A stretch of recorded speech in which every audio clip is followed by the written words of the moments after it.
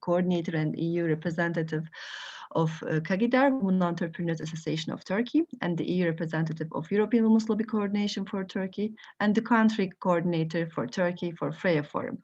And today, I will be happy to facilitate this session with our experts, with our representatives from different institutions, from different countries, to be able to get into more in depth on the impact of COVID-19 in our economic, political, and social life. If you have been following us, we have had 2 other seminars during the COVID time, where we have discussed further in detail on the impact of COVID-19, mainly from the civil society and democracy perspective, but together with the gender scope, so gender policies and gender scope. So I would just like to recommend once before getting into more detail, please self-mute yourselves in case of any mistake not to happen, so that we can easily record for all our speakers' speeches, and then we will hopefully get back to you with your comments.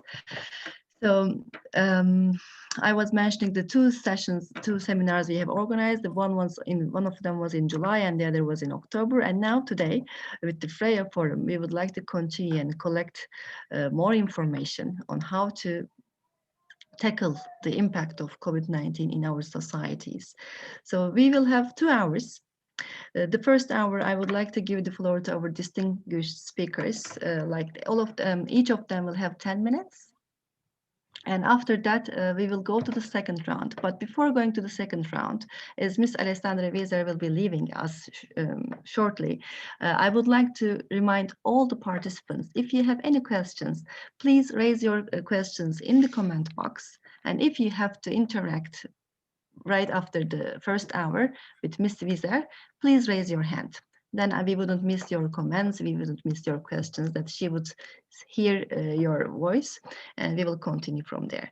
So let me first again introduce you our speakers. We have distinguished speakers today. I will start with, I will have short introduction because what they will say will already highlight their expertise and importance here today. Ms. Alessandra Wieser, she is from European Commission. She is the Deputy Head of Unit on Western Balkans Regional Cooperation Programs. She has been working over 20 years with the European institutions in Brussels, in all around the world, I would say. And now, today, she would share her expertise with us on enlargement, reconciliation, and partnership with third countries. Then we have Ms. Claudia Farhati. I hope she will be connected soon. She has some internet connection problems. She is actually a member of the Albanian Parliament, but she is one of the founding and supporting members of Freja Forum, coming from civil society background, and she's a lawyer, she's a jurist herself. And then we have Ms. Biljana Dukovska, president of the Anti-Poverty Platform from North Macedonia. She's an economist with specialty in regional and local business development, dedicated to social development, active in fighting poverty and social exclusion. Then we have Ms. Emine Erdem. She's the president of Kagidar, Women Entrepreneurs Association of Turkey. And she's also a lawyer by profession, but she has worked and led leading firms in Turkey. And also she has been an active board member, president in many prominent women organizations. Not only Kagidar, but also Soroptimist International, Soroptimist International of Europe, Kadar Women's Candidates Supporting Association in politics. So she's a very much civil society representative that we can have as a feminist in our session as well.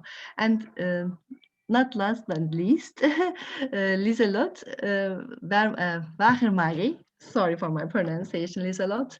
She's also coming from a political background. She has been a mayor. She has been in local politics. She is a leading consultant in Leda 20, focusing on gender equality and inclusion. And she still calls herself a part-time politician in Stockholm County, but I will say she's a not only political but civil leader in the Western Balkans and in Europe as well. Thank you very much for being with us, Lieselot. So I would like to, without taking much more of your time, I would immediately like to start the first round by just highlighting that how your views, dear distinguished speakers' views are so important today to discuss on the situation, on how our societies, countries, and our institutions have changed behavior and roles since the start of the COVID-19. We are looking forward to hear your reflections, your remarks, and your experiences right now with the general remarks. Thank you very much. I would like to first give the floor to Ms. Alessandra Wieser. Please, floor is yours. Hello, can you hear me? Okay, great. Just a small remark, Ms. Wieser. We will give you 10 minutes and I will make this, you will get used to my thumb from the other sessions maybe. I'll just remind you if you have 1 minute like this. So that's perfect. I'll try to keep my time. Perfect, thank you very much. First of all, let me thank Freja Forum for being able, despite all challenges due to the COVID pandemic, to have been able to keep up with your excellent work. I have participated in one of the seminars you organized, that you mentioned, Aslihan, and I do think it's very good to be able to keep up and being able to organize, though virtually, this forum. So I'm very happy that you've invited me. I apologize, I will be here only for an hour due to other commitments.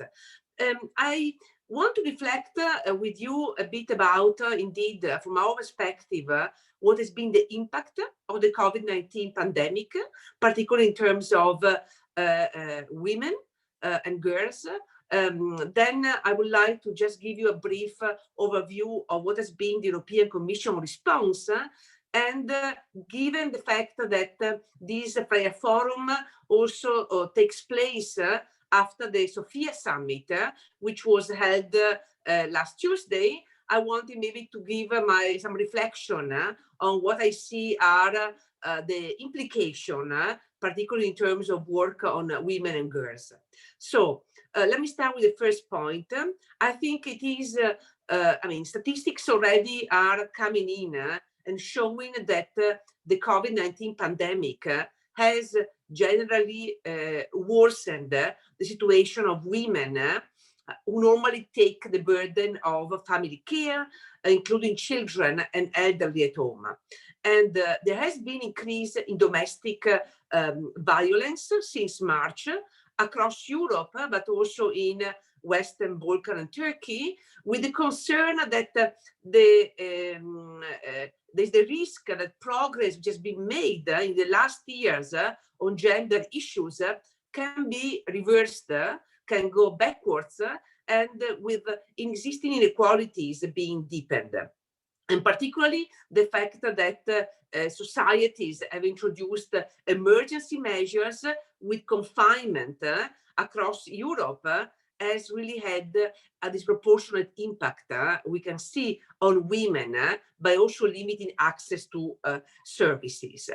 To respond to the situation of the COVID-19 pandemic, the Commission has been proactive in coming forward with a very robust response, including also addressing the needs of more vulnerable individuals of the society.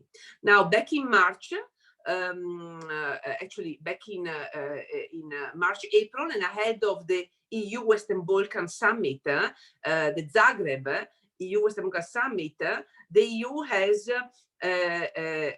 put forward a package demonstrating particularly how the European Union treats the Western Balkans as privileged partners. On one hand, we have provided a package of financial support, which I will talk about it in 1 second. On the other, we have been associating the Western Balkans in an unprecedented manner to measures which are normally reserved only for EU member states. For instance, Western Balkans have been associated to the joint procurement of medical equipment. They are now observer in the Health Security Committee, which brings together experts from EU member states.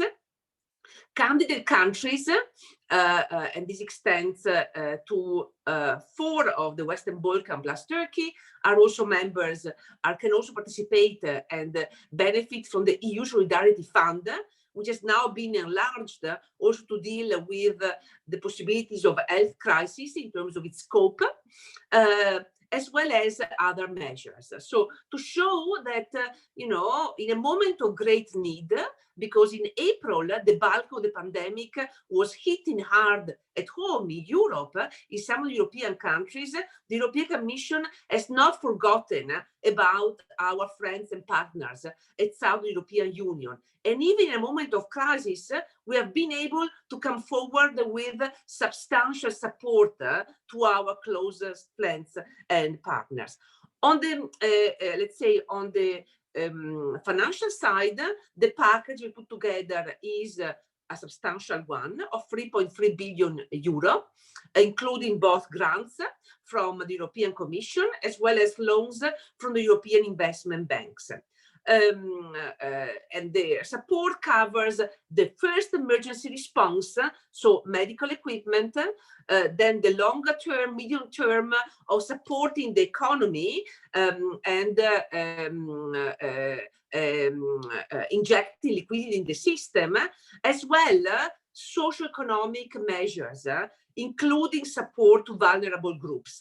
To both, a number of measures, and we have a lot of Turkish friends today in the forum, so a lot of work has been done with the Western Balkans, but some of the measures about supporting vulnerable groups are, being extended to both the Western Balkans and Turkey, particularly when it comes to support to the Roma communities, or when it comes to support to women and girls or children, so to sections of society which are mostly affected by, let's say, the crisis.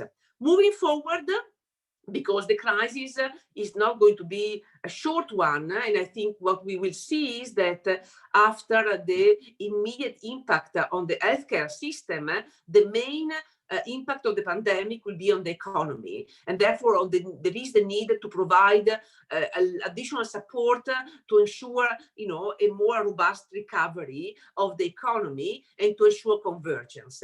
Now, in October, the Commission has come up with a very ambitious plan to foster and spur economic recovery and growth in the Western Balkans under the form of an economic and investment plan, which will mobilize up of 9 billion euro of grant funding for infrastructure, for economic development, but also on human capital, looking at youth, education, and health.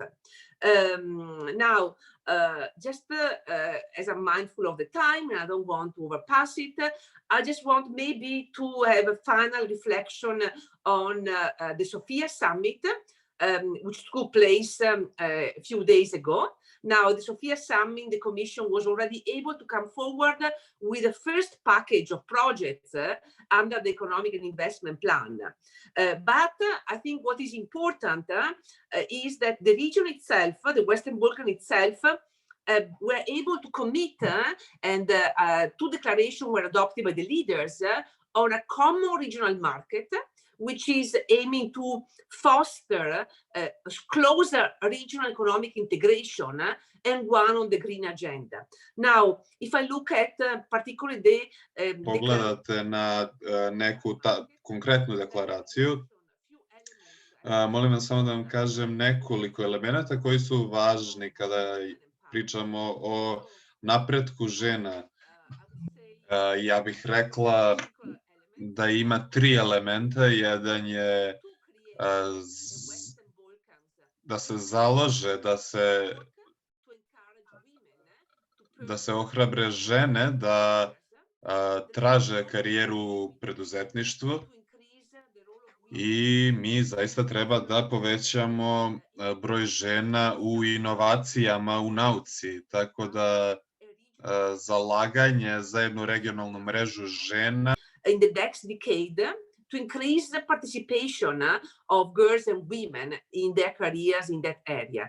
And last, upgrade a commitment to upgrade the industrial base and the innovation infrastructure. Real anlamda ve yenilikçiler, altyapı yenilikçileri anlamında kadın girişimci ndihmuar femrat si përmarrës, edhe kjo duhet të kemi edhe këtu hapa të cilët do të ndihmoj tranzicionin digital dhe të to ensure that nobody is left behind in the digital transition, and therefore also women are very much, and girls, taken care of.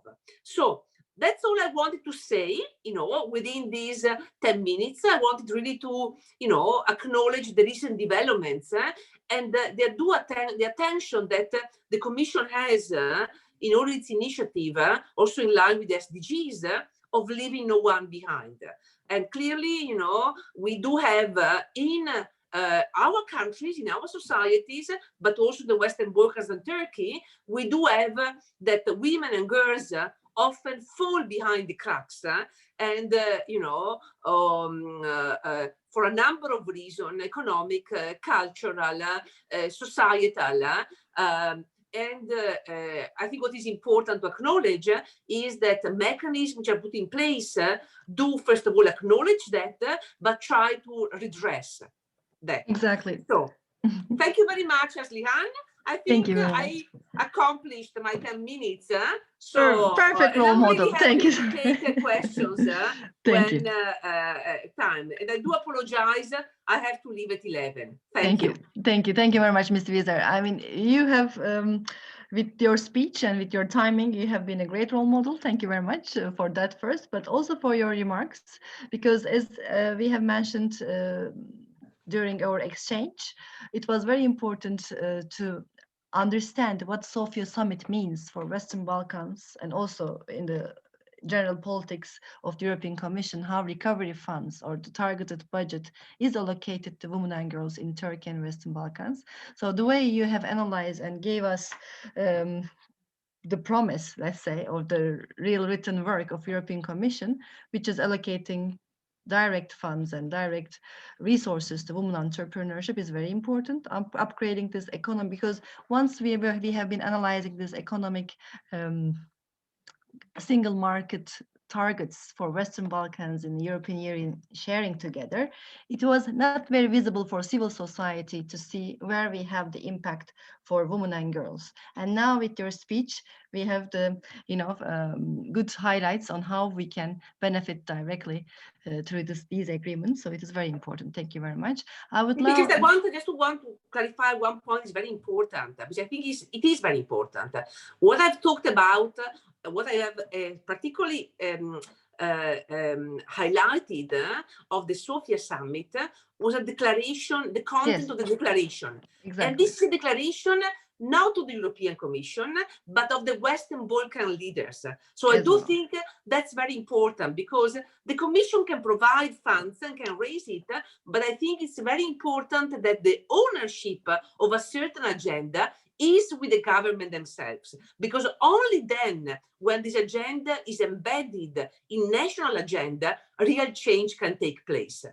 As we have stressed yesterday, Freja Forum is a change initiator, change maker. And I think with your flag right now, we, the participants of this forum and this seminar, now having known this, I think civil society has an active role to trigger this ownership in their countries so that they follow up, they are part of this roadmaps and, creating this agenda for women and girls. So thank you. I think we will get the message. We get the message. Thank you very much. Now, I would like to give the floor for the second round, but I'm not sure if Clotilde has participated as. I think she is not here yet. So therefore, I would like to give the floor to Miss Biljana Dukowska. She is the president of Anti-Poverty platform from North Macedonia. Please, Biljana, the floor is yours. And you also have 10 minutes. Thank you, Aslihan. I don't know if you hear me well. It's okay. Perfect. And you'll see my thumb again. Okay, thank you. So I will start where the previous speaker finished, and I will conclude that in my state, in our society, we have people left behind. And the COVID show us them, and now we are more aware about all the inequalities and all the diversification of society we have. So we have extremely rich people and people who are able to have their special health care in private institution for a lot of money, and then we have ones who are not even as near to accessible and good health services, and that's an important step we should make to overcome all of these inequalities. So having in mind that I should speak about situation about COVID and mapping societies, countries, and institution, I will share something about what's going on in North Macedonia. For example, COVID situation show us that we still have humanity in ourselves, and that solidarity is still not dead. So in first moments, most of the civil society organizations were mobilized and organized something to help to their groups, mostly to vulnerable and marginalized groups. And at the same time, all the citizens expect something from the government, that the government should be responsible and aware of citizen needs. And then what we got kind of quick response from the institutions, and then we show that even though the political decision to do something is here, it is not possible to do it very quickly because our systems are very outdated and old and very slow, and the responses are not adequate to the needs of the people. For example, if you apply for something, then you should wait at least 3 months to receive support. And in a position when you are in the pandemic and you don't have any source of income, that is not what you expect from your country. And then we again learned that what we have speak about years before, that the eradication of poverty actually is political decision, and actually we saw that it is because with fast political decisions, systems for social and health protection were more open, then people got more access to their rights. And then we see that even in the last results about poverty, we see that our child poverty is lower, and we know that last 3 years were dedicated to that. So about institutions are already mentioned. The responses of institutions are not as they should be, but I'm happy that now we're in position to note and to work on to build better institutions. Speaking about what was going on around among citizens, definitely we saw that we have a lot of people who need support in food, mental health, and housing. The numbers of all three groups are rising, and that's not something which each country should be proud of. Then we see that we can organize fast if we are willing to. For example, we can open telephone lines for support, psychological support, mental health support, support of families with children with disabilities, support for elderly people and their psychological health. And then at the same moment, we see that we didn't work enough in previous years to develop social services, which actually are crucial if we want to have a happy population. So at the same time, we see that processes should be started, ongoing and finished. And in this moment, when the pandemic hit, we were in the middle of developing a new social reform. The first phase was ended. People got more financial benefits, but in the second phase, they should be more activated and more sustainable in their income.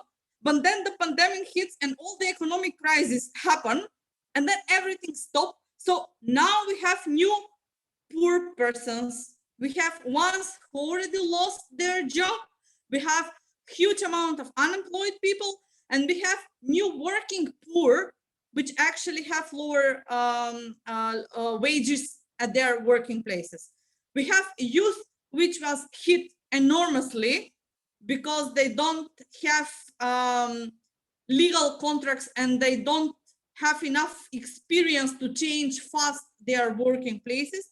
And we have women who are hit because of all of the expectations of the society and burden them with all the family issues you can imagine. Caring about children, working from home, taking care for ones who need help and services, etc. And then at the same time, I mentioned this a lot of things because I want to emphasize that a lot of processes were going on at the same time.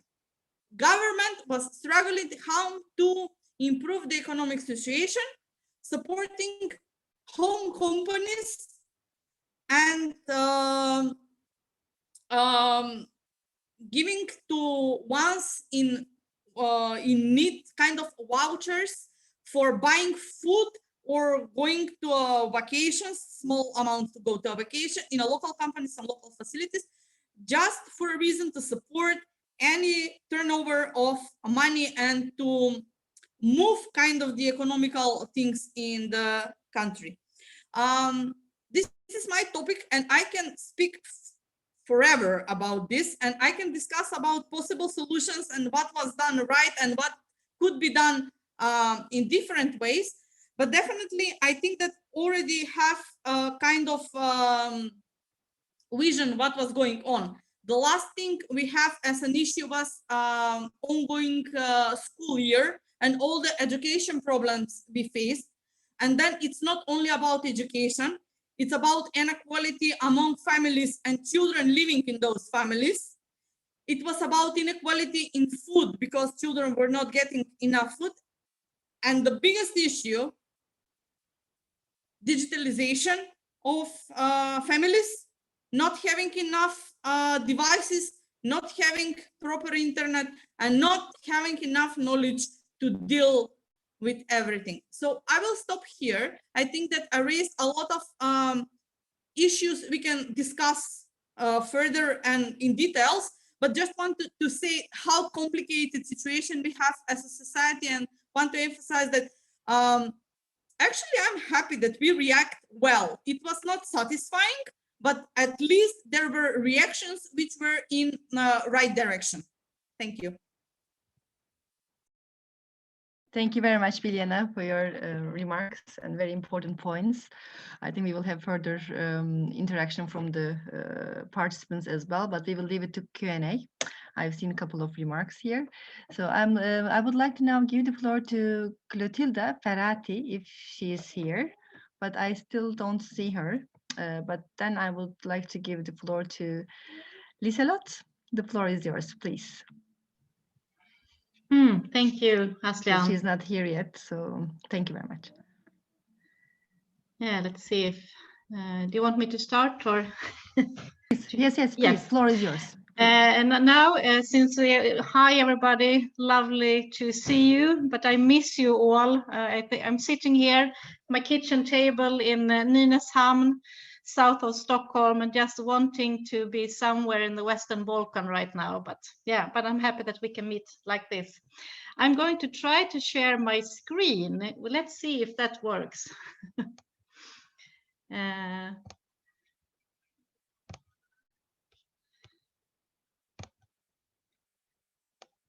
you see my screen now? Yes? Yes, we see you. Yes, perfect. We see the screen. Yes. Just have some pictures more for my help to speak. But it's so interesting to listening to the other panelists, and I think that we all, I mean, now we share this experience in different countries, in different societies, and in different contexts, but we are all experiencing what this pandemic is doing to us as human beings and to the society, and how we as a society reacts. So I just wanted to now in this first round to say something about how the Swedish government has been acting and acting also in different ways than the normal context, so to speak. So just share this picture with you. because of course Sweden has also suffered from this pandemic and still do, and people here are suffering in different ways. So the government here has been focusing on almost all different areas and supporting people and companies and local governments in ways that they don't normally do, so to speak. So there's been since I would say since March and April, there's been quite many different actions taken from the Swedish government. It's been especially a lot of new resources actually that has been directed to the local government, and as we have in Sweden, regional governments, especially extra resources for the healthcare system and the care for elderly people. But even though we have more resources, we still have had this tragic situation that quite many elderly people in Sweden have suffered and passed away because of this pandemic. So we still struggle and work and see how we can do things differently. There's a lot of focus right now on healthcare and the staff working at the hospitals and in the healthcare system, and also, of course, in supporting elderly people. But the government has also been focusing on trying to save, of course, jobs and giving support to companies actually, because we know that if people are losing their job and the companies are shutting down, that will affect the economy, but it has such a great impact also on each and every person's life. So there's been quite many directed initiatives towards companies in Sweden during these 7-8 months now. And still many companies, of course, are struggling, the same as in your countries. I mean, what is happening to all the restaurants and the hotels and all those companies working with gathering people that now can't do that in the same way. The customers can't come. So that's quite struggling for many.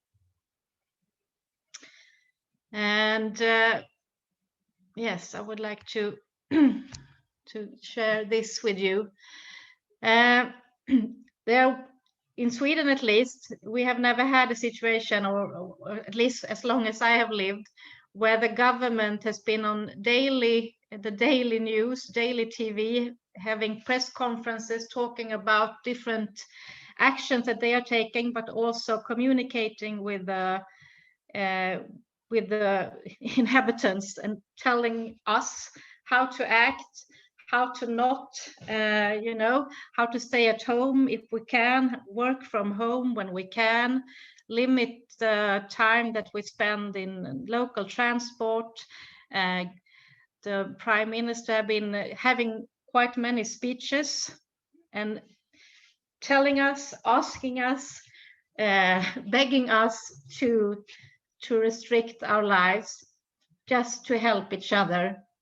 And I think this is, I have 2 children at home, teenagers, and we are talking quite a lot regarding this, that we are all experiencing this totally new situation, young, elderly, and middle-aged, and what that is making for us. But these are some of the concerns that the government is stressing almost on a daily basis, so to speak. And like you presented me, thank you, Aslihan, and said that I'm a part-time politician, and I actually am. I know that that's not common in every country, but I have been a full-time politician before, but now I'm having a company and working with that company, but I also am a part-time politician in the regional county of Stockholm, and I'm in that parliament, and that is actually the second largest parliament in Sweden. And I just took a couple of pictures, One picture is in a room with many people. That's the session, the room where we normally sit, where we normally make all the decisions regarding healthcare and everything that the regional level in Sweden has as its responsibility. But from March, I have been sitting here at my kitchen table. You have a picture there with my iPad, my computer, and a lot of good coffee. That's how I survive in these times. And actually, I'm quite impressed anyway, how we in Sweden have been fairly quickly been organizing all the democratic meeting so that we can still proceed with the democratic processes, even though we can't be in the same room. So that is actually something I think you were talking about. That's one of the other panelists was talking about. I think Brianna said that it's taken too long time to develop or change the system. And of course, I feel that in Sweden as well.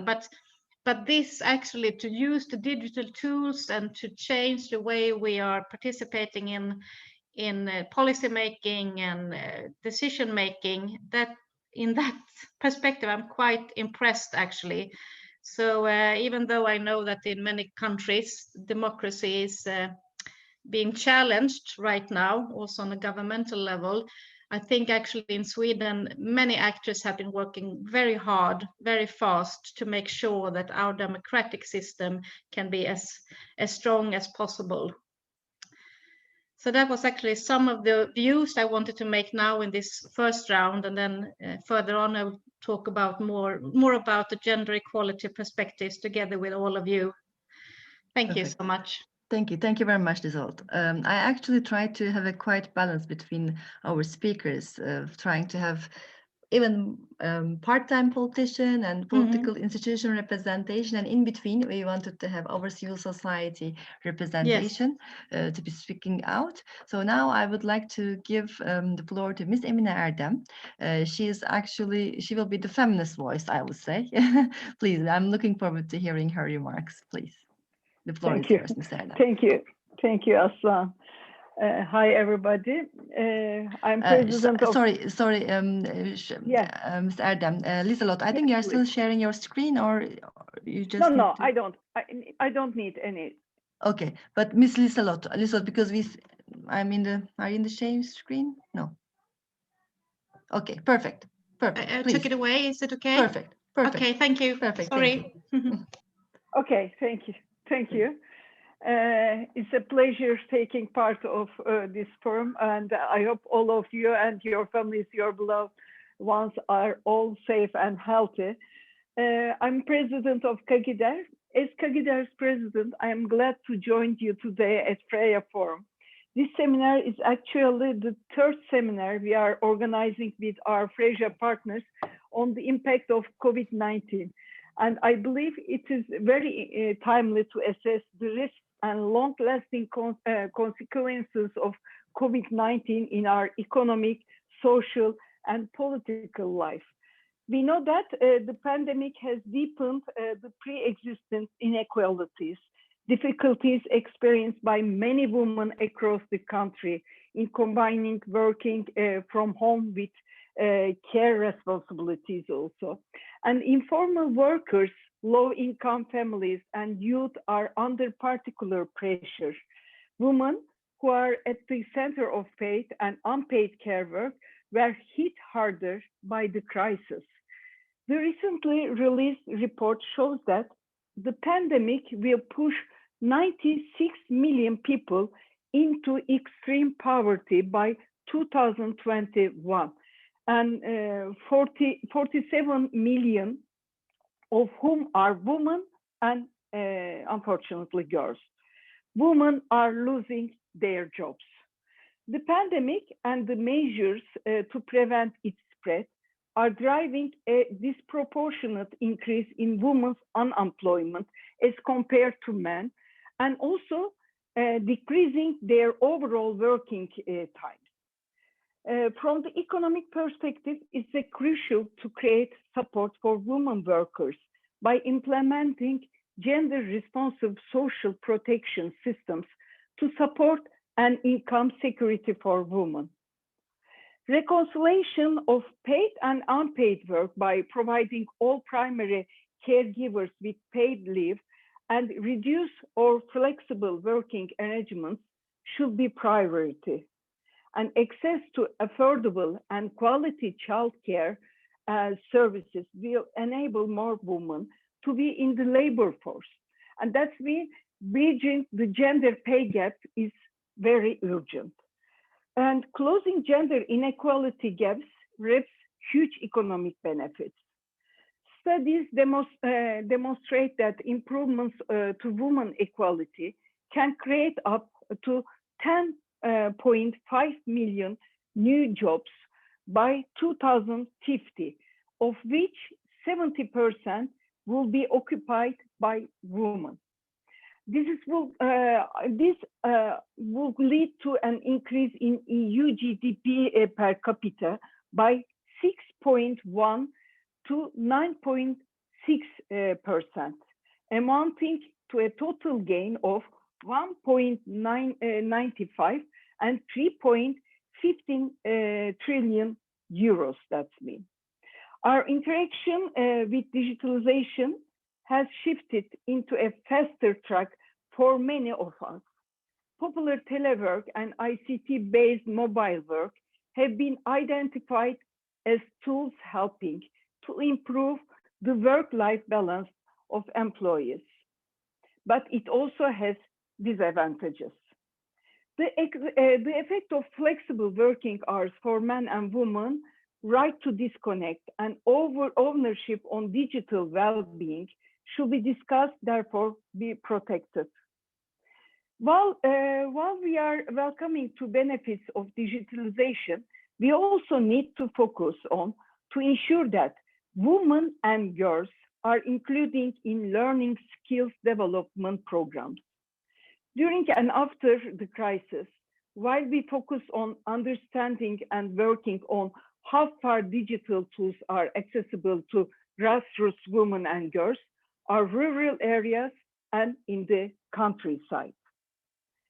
In European Institute for Gender Equality has launched the 2020 Gender Equality Index, which revealed that it will take another 60 years to achieve equality if we continue at the same pace. With the impacts of COVID-19, there can only be a further setback given the surge of male violence against women, increased rates of women's unemployment, heightened risks of poverty, and over-dependence on women's paid and unpaid care work. EU member states and countries going through EU accession process now have the opportunity to reverse this trend. EU first reflexes may have been slow to the pandemic, but we hope that EU institutions and member states realize that we can recover only if we can work all together and tackle the consequences of COVID-19 in solidarity. Women are at the forefront. We expect all states and institutions to protect and expand the existing recovery plans in the EU, Western Balkans, and Turkey into a more gender-focused structure by investing universal social protection and care system. Women organizations have been pointing many recommendations on women's empowerment and importance of women's participation to decision-making. With COVID-19, that once again cried out loud that women's visibility and participation in decision-making processes during crisis are seminal. In Turkey and in certain countries that are already tackling women's rights related issues deeply rooted in the culture and political environment. We are continually expressed through even more layered stages of the impact of COVID-19. Due to the pandemic, the political and urgent priority have shifted. If the system does not have the reflex of a care focus, or if the system lacked on protection of fundamental rights and freedoms, those countries suffered even more. And women in Turkey has experienced certain attacks by certain political maneuvers of high-ranking officials. A debate was opened about the Istanbul Convention while we were trying to create awareness on the increasing numbers of violence against women due to lockdown measures. We have already had tackled the possibility of draft amendment on the amnesty for offenders of sexual abuse of children and child marriage in order to create awareness in the importance of Istanbul Convention. We are created a platform where we exchange practices and support each other when we need. All meetings and works have been done online, and we are learning how solidarity can grow within and beyond borders in all battles created by COVID-19, as well as political maneuvers we may face. Beyond this experience, Kagida and our network started to work online immediately. We tried to reach out to our members and continued our collaboration with regional, European, and international partners. The best practices and lifelong good example of collaboration and continuation of our work on strengthening women entrepreneurship in and beyond Turkey united our forces. We can honestly admit that women organizations try the process, even though it has been more difficult to work and survive on all grounds as well. Thank you. I think this was a very good point.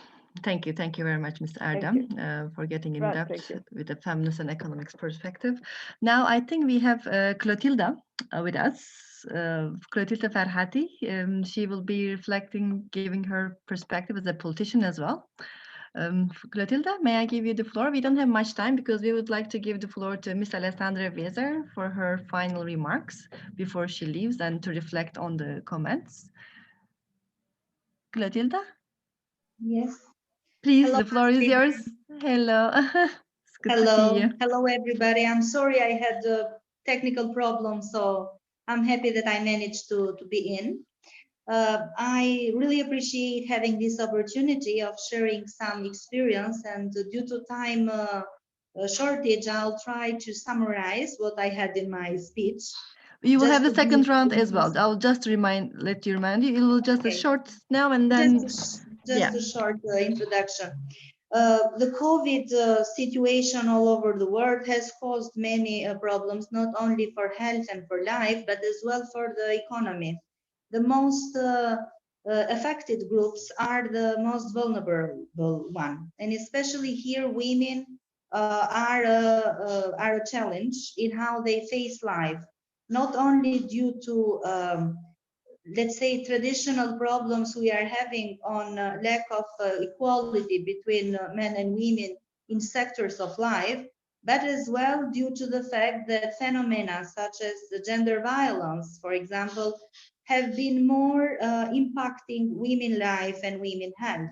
So what I wanted to tell you is what we as women politicians have done in order to give opportunities to women in Albania to be protected from all form of violence due to the fact that quarantining has increased the cases of domestic violence because the offender and the victims are obliged to live in the same shelter continuously. And as well, what can we do to help women get economical support in order to earn their living in these pandemic times? At first, we made amendments to the criminal code in Albania, giving some higher sanctions to offenders in the domestic violence crimes in order to have a chilling effect in prevention of the phenomena during the quarantine times. As well, we have made a lot of efforts to include economic supportive measures for women that are working in all the levels of economy, being entrepreneurs of high level or just simple employees in different enterprises. There is a package of support of a monthly sum in terms of, I cannot tell you a salary because it's not a salary, but it's a sum that helps women to overcome the basic needs of life, like food and stationery that are needed for kids for school. Then we have supported women with other measures, and this is not only for women, but for all the employees, to have a budget, a very small budget in all private enterprises for the security measures like masks, detergents, disinfection detergents. And this is important because there is a cost for them. You buy them in the market, but if you don't have a salary to afford them, you need to have a measure that is supporting these expenditures. And already the government of Albania has approved these kind of measures for all the employees, but with a special focus to women.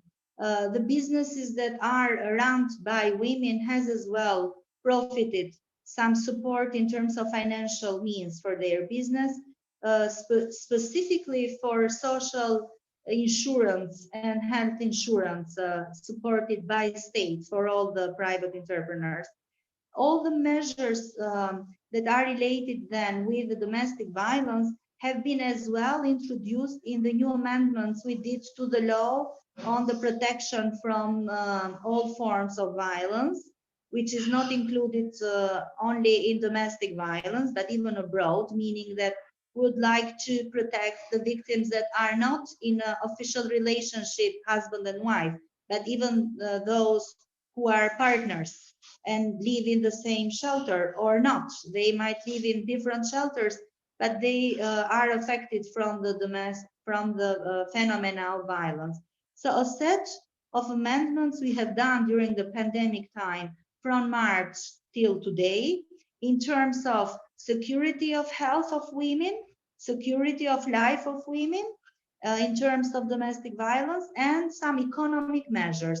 There are still a lot of problems, but we have done all that we can due to the problematics of the situation. Thank you. Thank you very much, Clotilda. It is good to hear some good examples from our region as well, from Western Balkans too. So it was a very good first round, I would say. Thank you very much for sharing your different experiences from the countries we host, but also from the European Commission. Mrs.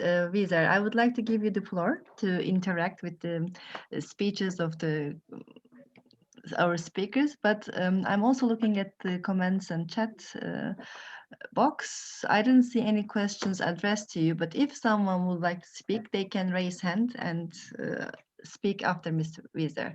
Please, the floor is yours, Ms. Wieser. Well, thank you very much, Aslihan. I think, first of all, I want to thank all the speakers for their very interesting contribution. I was very impressed by how rich the content of the contribution we had this morning was. Maybe a few reflections. Certainly we are living in unprecedented times. And certainly I think we have all to be very vigilant because as I mentioned, and as also some of the speakers have highlighted, both because of the already existing situation as exacerbated by the crisis, we risk to have a deterioration of the situation. On the other hand, and that's why, I think the role of civil society and the organization representing the Prayer Forum and others is really vital to ensure that there is a high level of attention for the potential negative spillover on women and girls. On the other hand, you know, we are also, I think governments are also realizing that the worst has yet to come, particularly in terms of the economic crisis. And I think there is an acknowledgement that we do need to rally every effort in the societies, particularly in contexts also like the Western Balkans, where you already have a situation of demographic decline, of brain drain.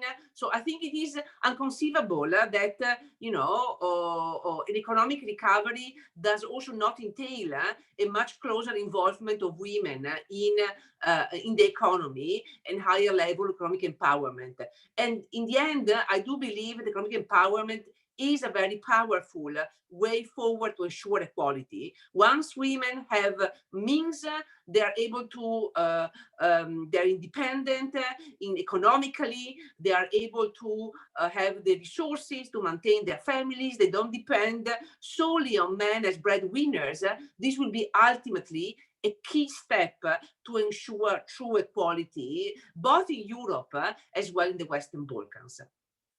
So in the end, I think the crisis is clearly exacerbating problems, but you know, if there is a proper dialogue and a proper acknowledgement by government, it can also be an opportunity. I just want to maybe to conclude a reflection on what happened during the wars. I mean, if you see statistics after the First World War, the World War, when we had, you know, a lot of losses on the front, on the male side, actually the immediate post-war were good years for women empowerment because the government needed women. Now, the regulatory, the legal framework was very different there. Now we have a much stronger legal environment, a much stronger equality framework. I think there is a real opportunity to be seized on the matter. Thank you very much for the brilliant example. We are in an economic war, actually, in another sense, with the crisis, and we are going to get the results of it soon enough. So I think this is a very good message. Thank you very much for your message, calling for women to be empowered and given the right positions so that they can take their rightful place in the economic, positions and political and decision-making positions as well. So having a woman at your level, defending for feminist rights, defending for better civil society and democratic economic life for women in the region, for Western Balkans, for Europe, and also for Turkey is our chance. I would like to thank you in person and on behalf of Freja Forum for your very inspiring remarks and call for women to have their rightful power in the society. Thank you very much, Ms. Freja. But I'm just looking, yes, there's a question. Please intervene, Ms. Kuseska Kora, I'm not sure if I pronounced your name correctly. Please, Kuseska, please. Hello, I'm Jessica Kora from the Institute of Romani Culture in Albania. I wish you success for this forum, and I hope that we will all have at the end very good recommendations and come up with very good ideas on what to do regarding good empowerment of our group that we represent. In fact, I would have a question to Mrs. Wieser. In my knowledge, I know that the Commission for the moment is preparing different strategies in different directions for different groups. And regarding this, I would like to know what is the focus and the measures that you are thinking to undertake regarding the empowerment or even the facilitation of our countries combating this situation with the COVID-19, and in the same time helping and assisting different vulnerable groups in overcoming all the challenges regarding social service access and also access in all public life. Thank you. Okay, well, thank you very much. I do, when in my earlier intervention, I had mentioned really the unprecedented response the Commission has come up earlier in the year at the time of the EU Western Balkan Summit in Zagreb in terms of a COVID response. And I highlighted how this response was very comprehensive, both in terms of financial assistance, looking at the health, the economy, as well as socio-economic interventions, including support for vulnerable. And with vulnerable, we have a sort of a response which tackles various areas, including disadvantaged young people, disadvantaged women and girls, disadvantaged elderly. So those elements, those part of societies which would tend to fall down the cracks, even more so in the case of a pandemic, because in a situation where the health systems are under pressure, then it's often when inequalities do arise. Now, in terms of the longer term, hello, can you hear me? Hear you. We don't have Yes. the video, but it's okay. It Yes, comes we and hear goes. Okay, you. no, there was a Yeah. call that came in the meantime, so sorry, apologies. That's, the multitude. So in terms of the longer term, I did mention, the work which is going to be done now with the implementation of the economic and investment plan. This is a massive, if you, at the Sofia summit, both the president, Ursula von der Leyen, as well as Commissioner Varelli, underlined as this economic and investment plan is a true game changer, which has the ambition to change the economic and social landscape in the region in the next 4 to 5 years. Now, there is a big attention of key infrastructure needs, but there is a key underlying element that the digital and green transition must be inclusive. They cannot be done forgetting the most disadvantaged member of society. So there is a strong sense that whatever we do, we cannot afford to leave anyone behind. Very much. Thank you very much for your reply. I thank you very much. Yes. Unfortunately, I have to leave. I know. So I really would like to thank you for the invitation.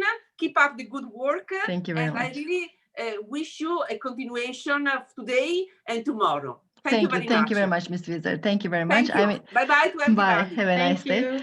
I think it was very important where Alexia has raised her question together with the reply of Ms. Wieser.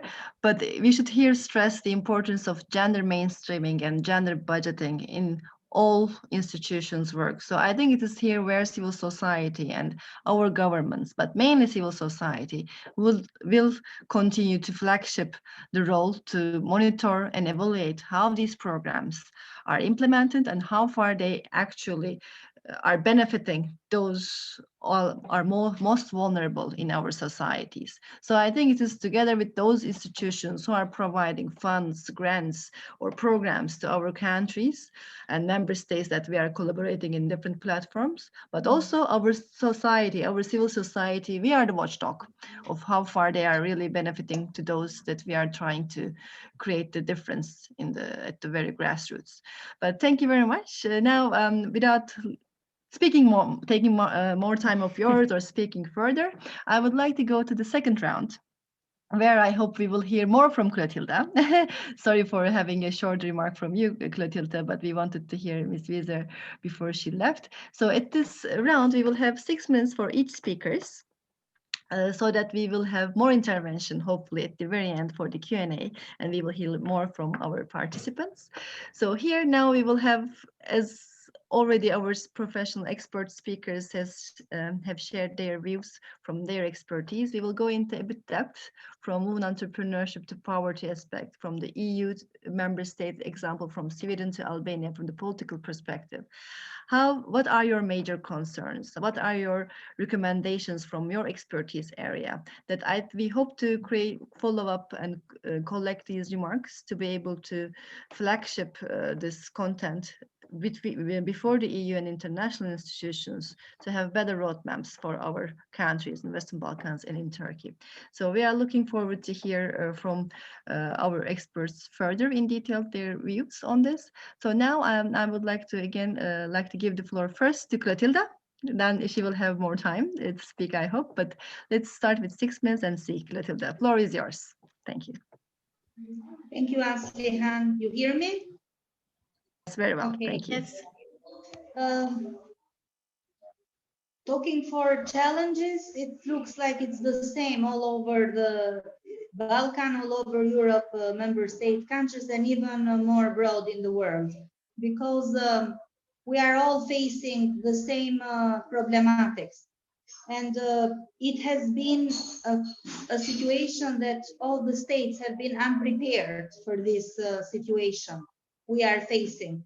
But it has been good that in many countries, because I know a little bit what is being done for gender sensitivity legislation in all the region, and we have a lot of programs cooperating with each other, sharing experience, due to many programs with international partners like OSCE, UN Women, and even European Union programs that are cross borders, in order to unify actions to certain target groups that could benefit from the same.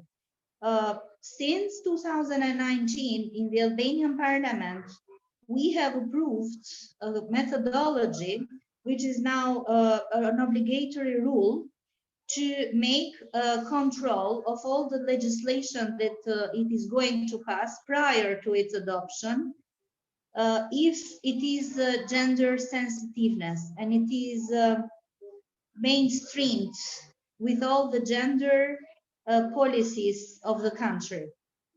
And which is good to say, because due to this legislation, we have managed to approve the legislation on shelter, on social sheltering, for example, that has had as priorities policies that provide equal opportunities and even the positive discrimination. So when women are chair of the families, or where women are victims of violence, victims of trafficking, when women are widows or in very poor economic conditions, they do benefit more from the program. And fortunately, the budget for these kind of programs has not been decreased due to the pandemic situation.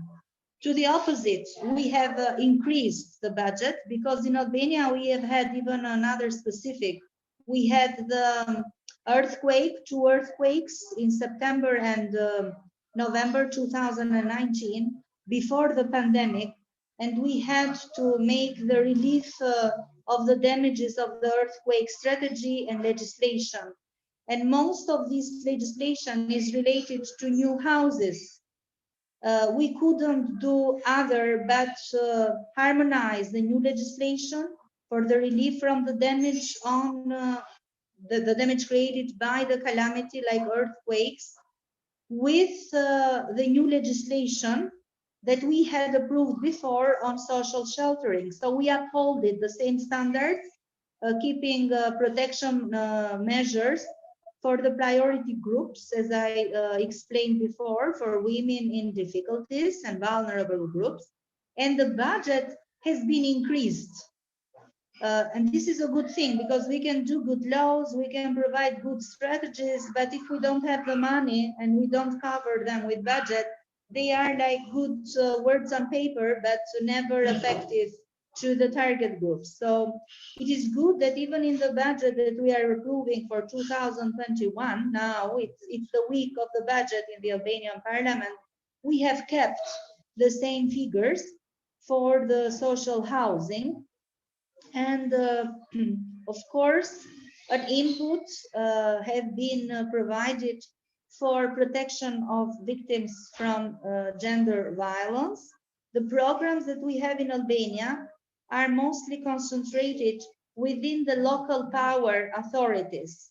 The local power authorities are competent to measures for prevention of gender violence, for following up the cases of gender violence, and for budgeting the services for these situations. This budget has not been increased. It has not been decreased. but it has not been increased. The budget is still not sufficient. So I'm sorry to say we couldn't manage to have a higher budget due to the pandemic and due to the earthquake budget programming.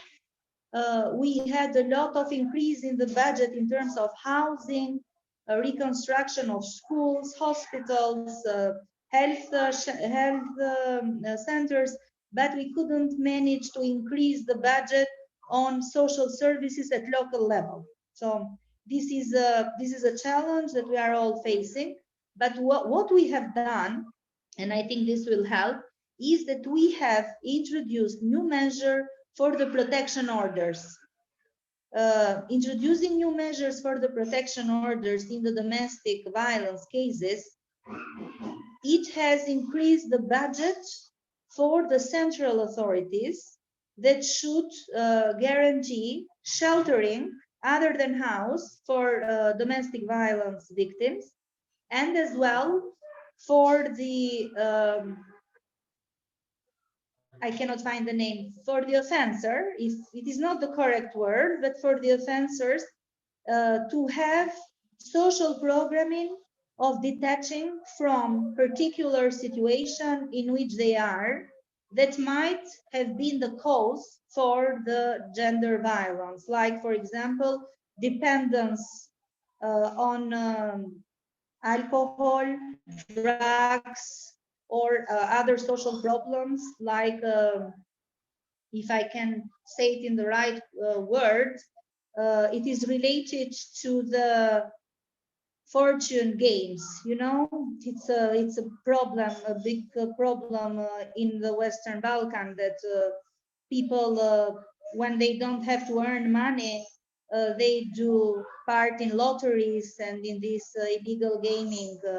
Because in Albania, from 1st January 2020, all the lotteries and gaming are illegal, so nobody can exercise it anymore.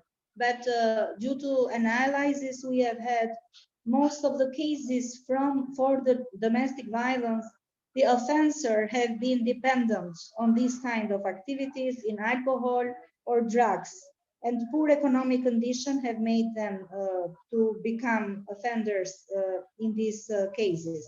So we have done a lot of other policies that have accompanied with budgets in order to have programs for people to get independent from this problematic situation. So to delete the cause that has a consequence, the domestic violence. It is increased the budget, as I told you before, for the economic measure to support the businesses, and to have a special focus on women. Challenges, we have a lot, but we are taking a lot of help from the European Union. We are having a lot of solidarity from the other member states, and a lot of good experiences to share with each other. Thank you, Aslihan. Thank you very much. I'm It's always perfect to hear, great to hear your great examples. I think it's very important to have women at high level political positions. So I think you're a very good example for not only for your country, but for the region, for Western Balkans and Turkey. It's good to have you there. Thank you very much, Clotilde. Now, I know Ms. Emine Erdem has another engagement, so I would like to give the floor to Ms. Emine Erdem. Please, the floor is yours for your further remarks and within your perspective from Kagidar. Thank you. Thank you very much. Thank you, Aslihan. With all the challenges and damages and all versions of the impacts of COVID-19, we now have an opportunity to build an ecosystem for women's economic empowerment and fosters growth, sustainability, and resilience for women entrepreneurs. The women entrepreneurship ecosystem works together at various levels to strengthen women's economic empowerment, bringing together civil society, public, and private sectors. If empowered women entrepreneurs can contribute to growing the economy and employ citizens, young and old. We need to involve all women, considering women of different abilities, age, citizenship, immigrant, status, and ethnicity, race, religion, sexual orientation, region, and socioeconomic background, among other considerations.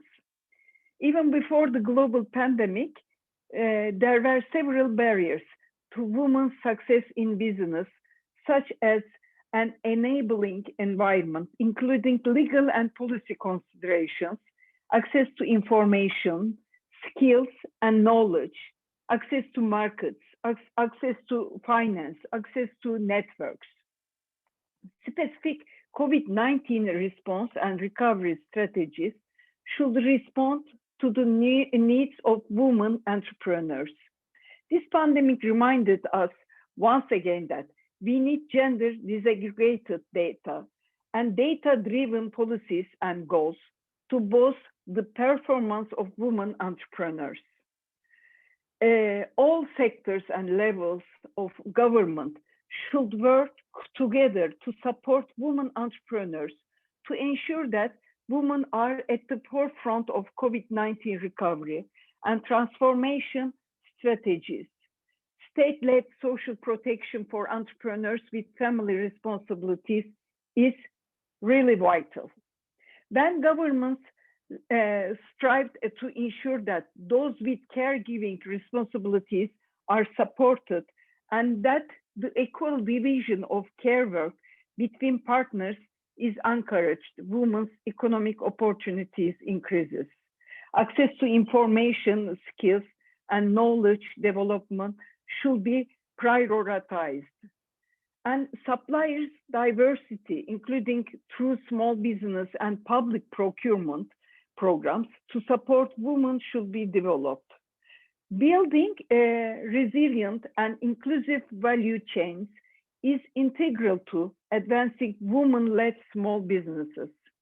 Investing to financial literacy is key to ensure that women's businesses can start and thrive despite economic shocks such as COVID-19.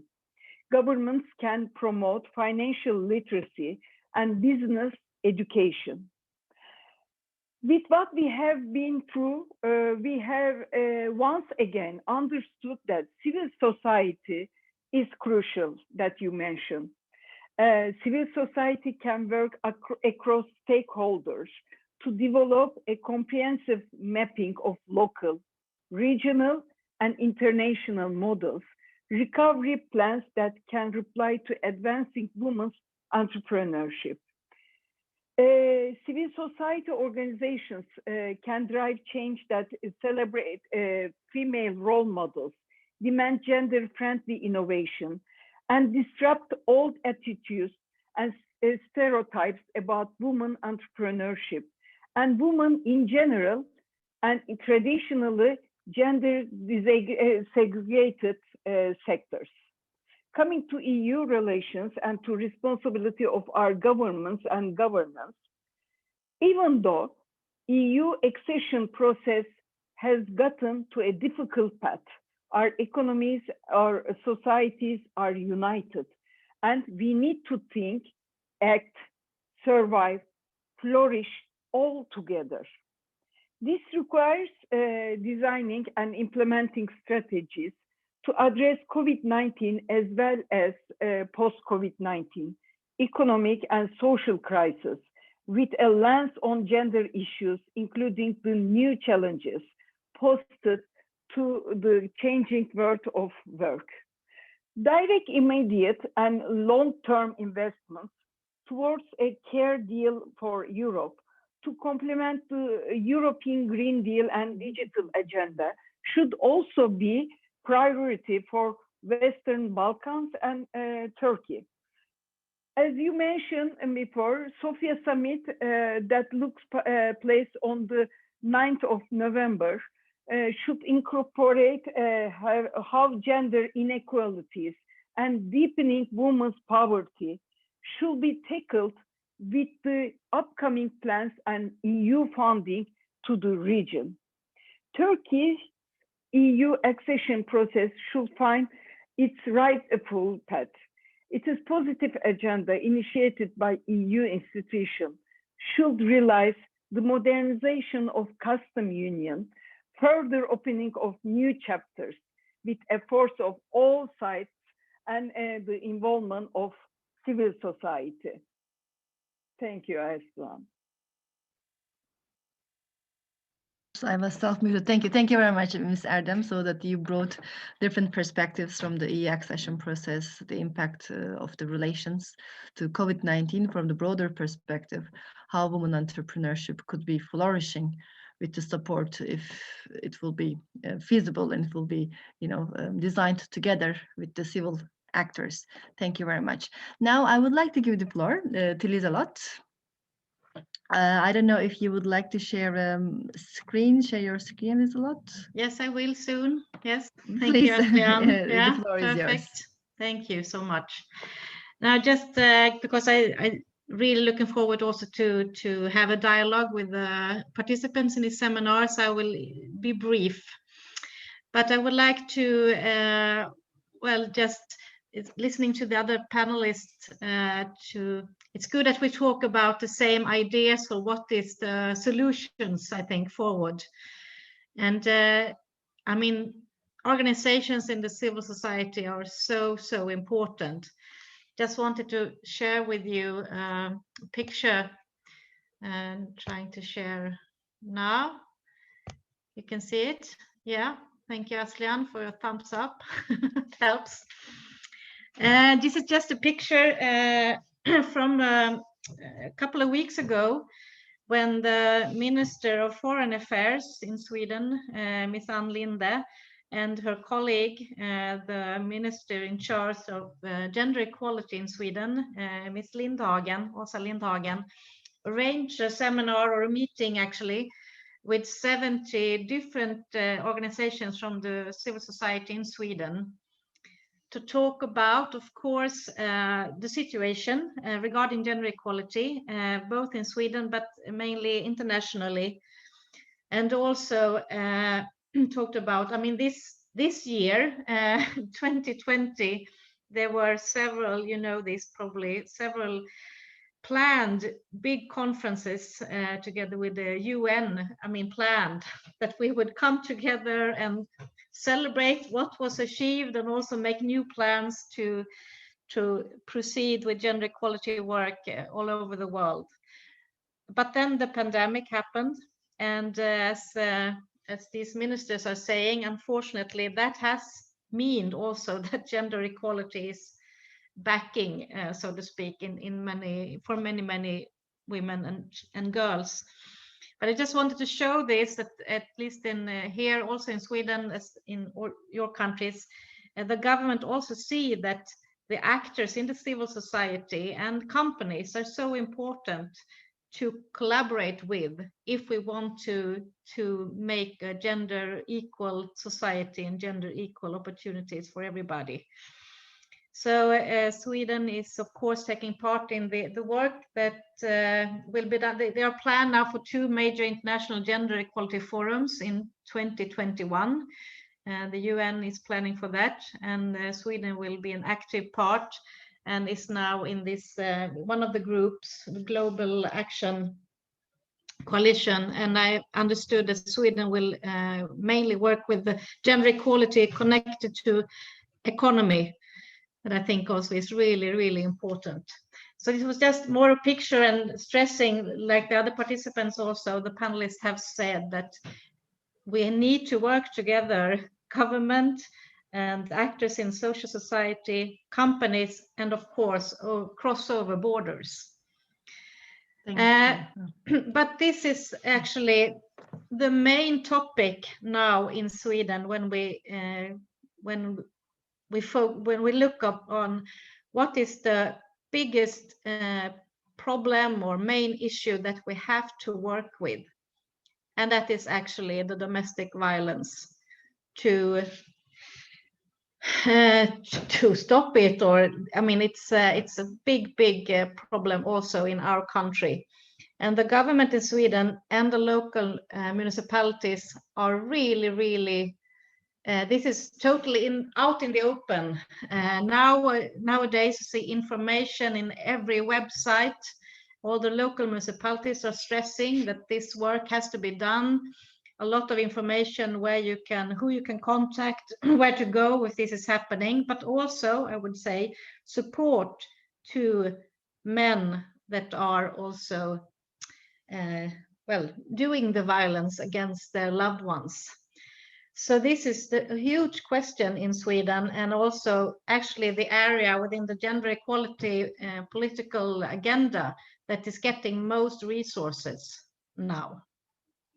So I think, I mean, it's sad and it's horrible that it's going on, but I'm quite, I think it's really good that we now see that we are focusing on this huge problem, because we know that if we don't solve this, or I don't know how to express myself correctly now in English, but if we don't get this big problem to turn in another direction, we will never achieve a gender equal society.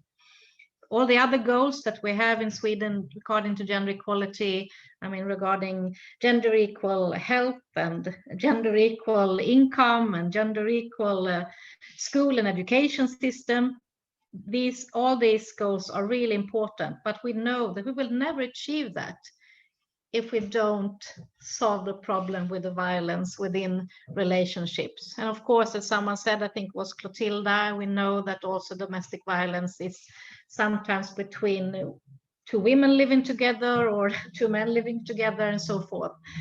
But this is actually the topic that now is highly stressed and focused on in Sweden. I wanted to share that with you, and then maybe we can continue the dialogue together. Thank you so much. Perfect. Thank you very much, Desalot. I think, as you have mentioned, this is a very common problem, violence against women everywhere, even from north of Europe to south, and also from Europe, from globally. It's a global problem, and the COVID-19 has made us realize that it is getting worse. Yes. And it will get worse if we continue not to implement effective policies and methods.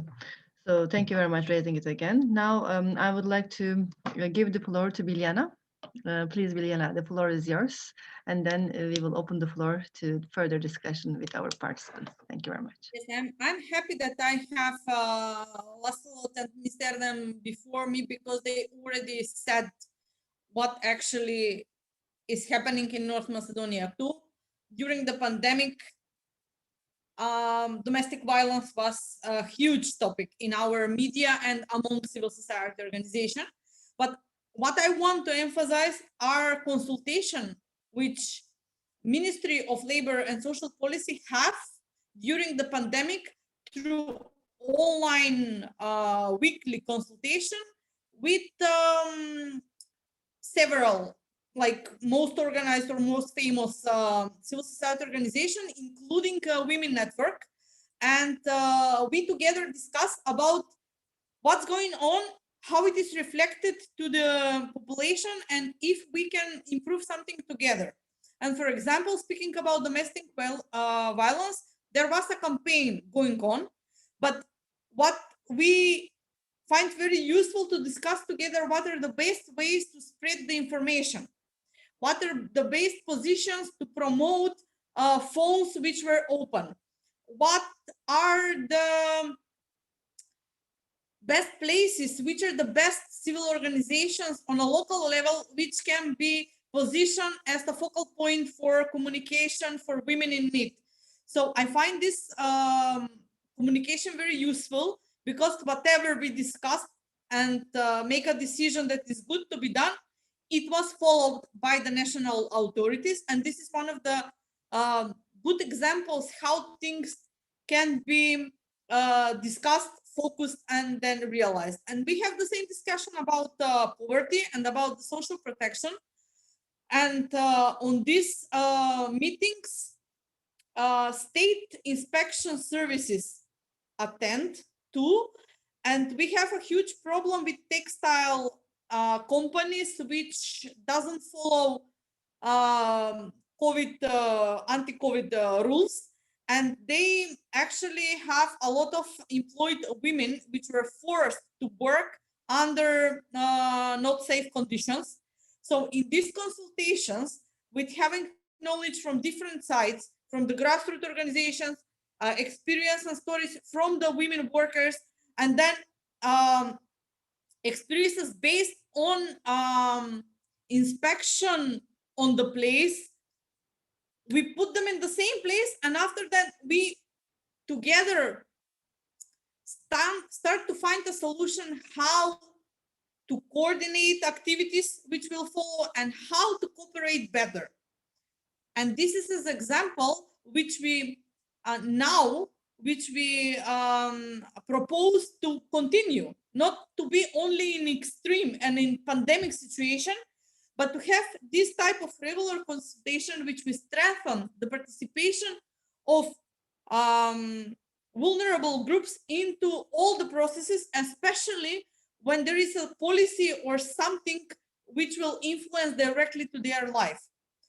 We find out that we need again to force for better networking of institutions, because they always put attention from this to there, and sometimes we don't even know who is responsible for what, and sometimes it's misinterpreting the role of some of the institutions because they don't want to be responsible, and they don't want to be appointed by a finger that they are not doing their job properly.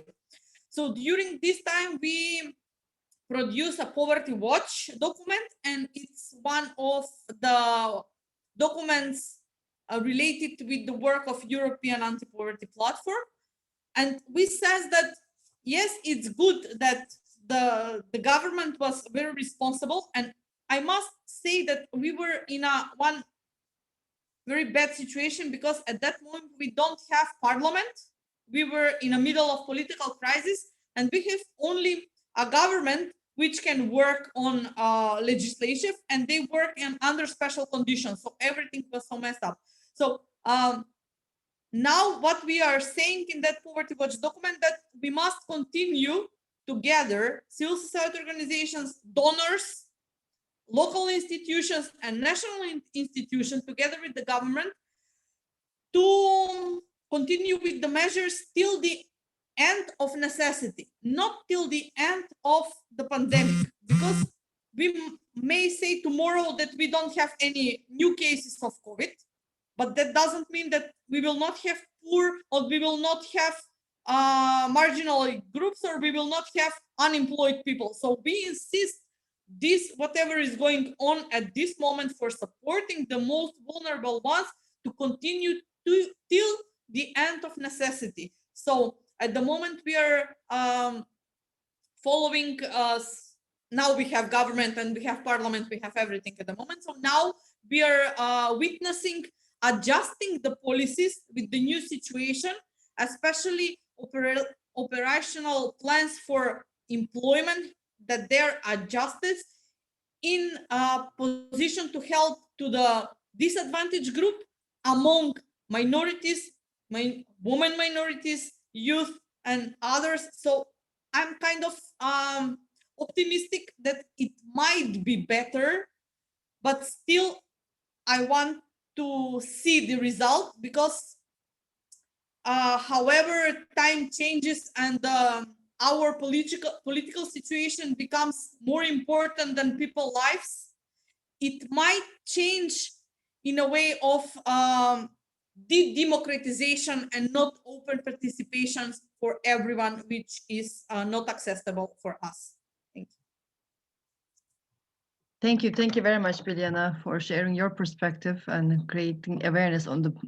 There is a certain possible positive impact on those relationships that we can create with the government and the institutions, and we need to invest on that without losing our role as watchdogs. So thank you very much, Biljana. Now, without giving further comments, I would like to open the floor to our participants. We only have 20 minutes, but I think we can use it as effectively as we can. I already know Irena would like to take the floor. So if you are ready, please, the floor is yours, Irena. Hello, do you hear me? Yes, perfectly. Hello. Thank you everyone for the speeches. It has been really interesting and also sad for me to listen to what's going on. There are good news, but there are also bad news. Do you hear me well? Yes, I hear you well, but could you also tell who you are, where you... Okay. Yes, please. I'm Irena Straza. I work as a program manager at the Albanian Women Empowerment Network, AWEN. It's a network that established from Vina till Vina, so we are Swedish-born somehow. It's 11 years now that we work on women human rights with our member organizations, that are 10 member organizations working over all the country. One of the members is also Gender Alliance for Development Center, and Mirela is one of the organizers here. So I'm really glad that this is happening, and still Freja is going on. I was last year as well in Skopje. It was really great. It was sad for me somehow to listen to the speeches from Albanian speaker as well, because I know that even if you are a woman in politics and you come from civil society, somehow you might find yourself in a position that you might want to do things, but you cannot, because that's the situation. Especially in a country like ours, where democracy is dying every day, because I know the topic of this is also about democracy, the new democracy. But I'm aware that I live in a country where has always struggled economically. We are a poor country. I am aware that the earthquake has doubled the economic burden at budget level of our central government and local government. And also that this pandemic has been the cherry on this ugly cake, and it's like getting worse and worse every day. But I don't want to focus much on domestic violence, because I know much was said and we know the situation is not good. But we as civil society try to work every day and try somehow to cover for where the government cannot enter, because we know that what are the capacities. So it has, we know that it has, the request for help has tripled during the lockdown, the calls, though women would not go to the police because they couldn't go out of the house, they didn't know where to go, but somehow we are keeping track on that, and the work is going on right now. We are working as usual, and the donors have been really generous and have been on this topic that try to support civil society on this topic. It has been let's say, an important topic for them. So we have had more work than ever and more projects than ever in these months. It has been crazy. But I have two topics that I would talk for hours about what's happening in my country, but I have two topics that I want to keep it really short, which I find very important right now. It related to COVID. The covering of medical costs for vulnerable women suffering from COVID at home and not in hospital is becoming a huge problem for any citizen with medium incomes. I can't even imagine for a vulnerable woman who lives on minimum, like just the amount to eat, and I cannot think of rent or anything else. So the cost to recover from COVID here, if you have at medium level, not really like very bad, it's really, really expensive. Only to have a tampon, you have to pay, because if you don't have serious signs, nobody comes to your home to do the tampon, but you have to pay 120 euros. And 120, it's like 100 euros, sorry, 100 euros in euro. And it's the most expensive in the region, and I guess also in Europe level. And we are like champions on this. You have to go to the private hospitals and do this thing first. Then you have to have medication at home, and you have to pay everything on your own. And that's like suicidal for women that are like living in extreme conditions. So on this, nothing has been done. And this I find as really important at the moment for any citizens, but especially for women, head of families, vulnerable women who are poor and who cannot afford it. And second is about a topic that has been very important, but not important for the government, unfortunately.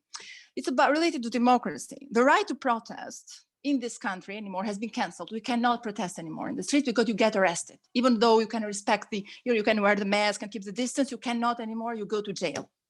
We had a bunch of women from the group of women, oil workers from a refinery in a small city in Albania, who have not been paid for more than a year. And the problem is that they went in a hunger strike because they were dying of hunger already. And for 25 days, the government, and with our PM, said that this is not our issue. This is an issue about the workers and the oil company, and we don't want to intervene. We don't have a say in this. Letting the women die. At some point, they were telling them, you come out, while you stay on a hunger strike, we won't talk to you. You just come out of the strike and we'll talk to you. So there was this like, yeah, we don't want to intervene because it's between you and the company. But on the other hand, they were telling the women to come out because the media's pressure was really high. It's like, you are letting these women die. And one of them wanted to kill herself at the 23rd day. They stayed there for 25 days and they were almost dying. And they were obliged to leave the hunger strike. And somehow there was found some time from our PM to talk to them and somehow give them a minimum compensation. Like they had somehow to take just a piece of what they wanted because nobody cared about them at governmental level. They were just being put under pressure to leave the strike. So there were women, like, because there are also men on strike, but I'm talking about women now. So these two are really important. We don't have any more the right to protest. Even when we protest, we just are not considered in this country anymore. And I'm so sorry the Reporters Without Borders workshop has been canceled because I really love that workshop. I attended it last year and it was an opportunity to also like share this and to talk about this. And the latest news is that even the COVID hospitals where suicides are happening, and strangely, maybe it's okay, it's normal, but I don't think this is happening in other countries. People are like jumping out of the 3rd and 4th floor. It's, I think, the 4th or the 5th case. Only the PM's personal TV channel has the exclusivity to go into the hospital and film and like do the propaganda. So like democracy is dying in this country right now, and women's human rights are really, really, really at risk. And I can understand all the goodish to do much more from our women. We are amazing women that we have in politics, but we have a politics here that is centralized on our, like on the PM and some certain people who do not leave space for people to work and to do much. So yeah, I just wanted to give this other part, this ugly part. It's not so beautiful as it might seem. So it's really good. Thank you for the thank you.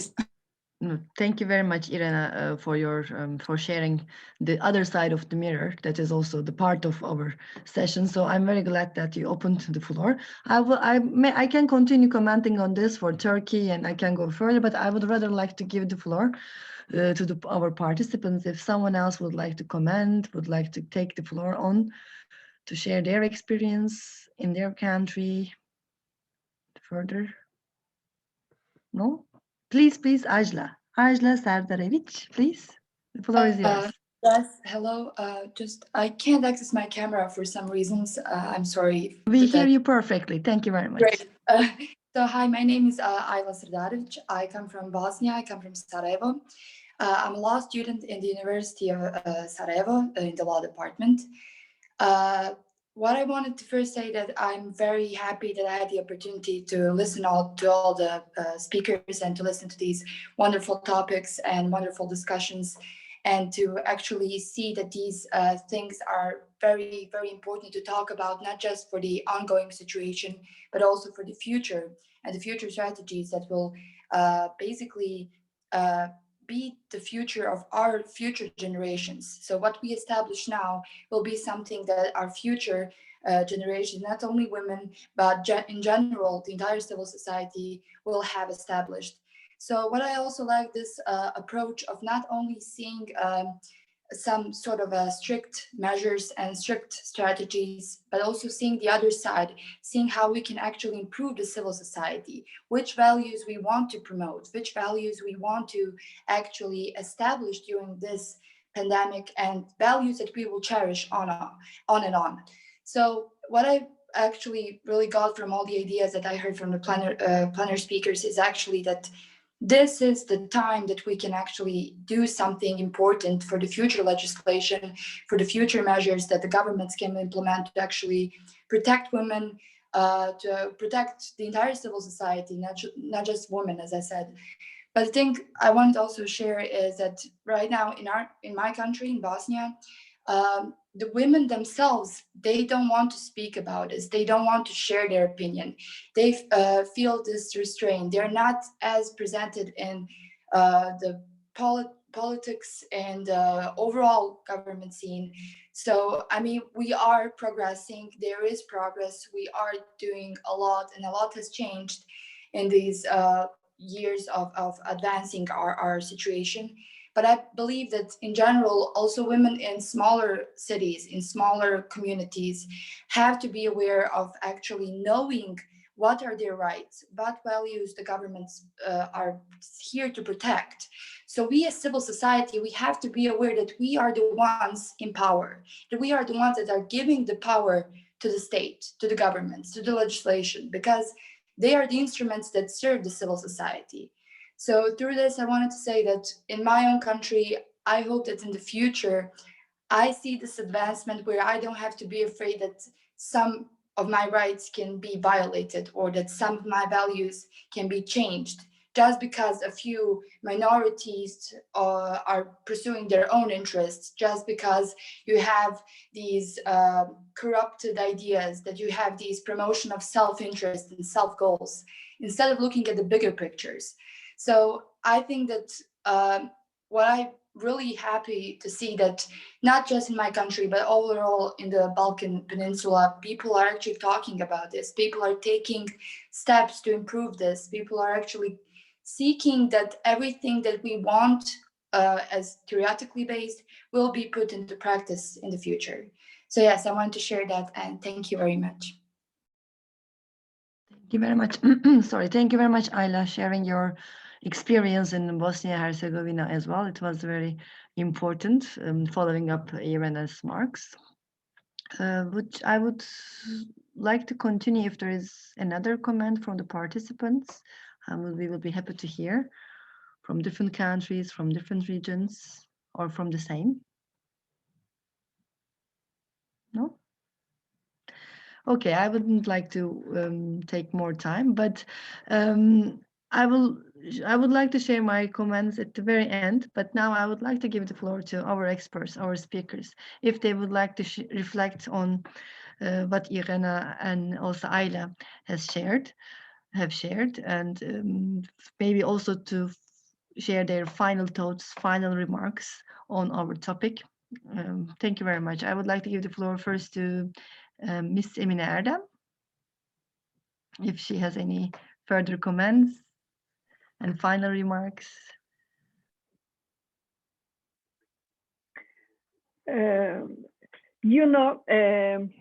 Women, I hope women get stronger in times of crisis, and I believe this new normal will bring new opportunities for all of us, dear Aslan. I will say just final my remarks about this issue. And EU recovery plans, long-term budget, the recovery funds and facility tools for accession countries should ensure women and girls, particularly those on the margins of society, can fully access to participate in all upcoming opportunities as Europe heads towards a more caring, green, and digital society. This process should include mechanisms that follow up, monitor, evaluate the existing and upcoming programs on gender mainstreaming as well as gender budgeting, as you mentioned before. And we need to ensure the active and consistent consultation with women's civil society organizations are in place while reforms and national plans are designed. SDGs that we have been trying to catch up with, targets on green and digital transformation, this can only be achieved with a care deal where we clearly work to achieve on care economy and support women as business owners, entrepreneurs, social workers, formal and informal workers, leaders, voters, and citizens, I mean. thank you very much for your final words. It's impossible to disagree with them. Thank you very much for your contribution. Now, thank you. Now, I would like to give the floor to Biljana for her final remarks and reflections on the last comments as well. Thank you. I know what they talk about because by my opinion, these are the forums in which we should encourage ourselves, learn from each other, or I don't know, inspire some future work. So I don't want to put attention on these negative aspects, but we are witnessing the same situation. We are witnessing people dying at home and asking for help by social networks. We see stories in the media describing definitely the most poorest people you can ever see in need of everything. So even before pandemic, our health system was very shaky. We don't have enough capacities. We don't have enough instruments. We don't have enough human capacities to cover all the aspects, because most of our respected doctors and nurses are in Germany and other European countries and work there. So we are now even recruiting the students from the medicine faculty to help in this pandemic situation. So I know what the women from Albania speaks about, and I'm very sorry about speaking this in 2020.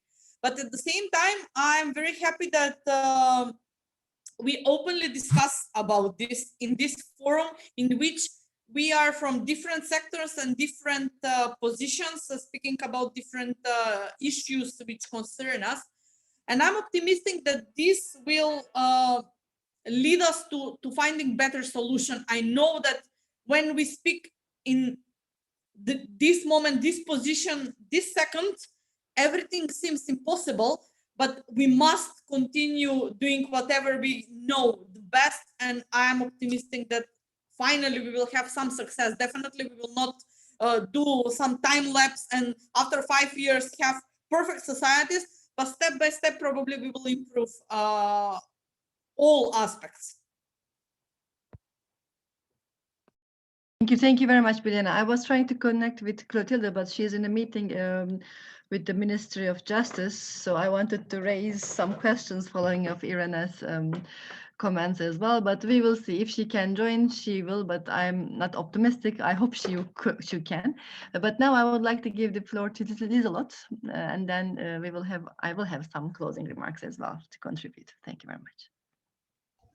Thank you, Aslihan. Just want to say thank you also to you all, to the panelists, but also to Irena and Ayla, who wrote the questions and remarks. And I think it's really, really important also to get everything known. I mean, how the situation is and how it varies for women and girls all over the Europe.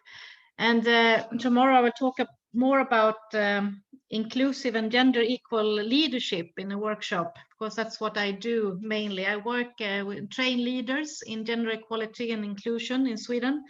And even in Sweden, we often see that people don't have enough facts when we make the decisions. We think and we do things, but we not always have all the facts. So I really think that what you did, Irena, with presenting how the situation is, that's so important for every decision maker to know. So I wanted to give that, even though I don't know all about the situation in your country. And also to Ayla, I was happy to hear you talking about the future and the values and giving hope. So it's so true as well. I mean, we have to decide if we let all the difficulties just drain us out of energy, or if we do what we do now, if we come together, connect, act together, learn from each other, and have strategies together. And I personally choose to work together with you and try to make a gender equal society. Thank you so much. Looking forward to future cooperation. Thank you very much, Liselot. I mean, I think if Clotilda joins, she knows that she can interfere. Before thanking to all speakers and participants' remarks, I would like to also give few comments as following Irena's and Ayla's comments. We also have similar situation in Turkey on democracy and human rights defenders battle at the forefronts, and there are many women, there are many journalists, there are many activists who are in jail right now and who have illegally detained, but they are still jailed as politicians, as activists. But as we are discussing on how the impact of COVID-19 has an impact on everyone, it is very clear the people who were unrightfully put in jail, they have suffered, they continue to suffer, they didn't get releases, they didn't have their right to, you know, fair trial, they continued not to have fair trial as well. So it is, we are going through difficult times in Turkey too.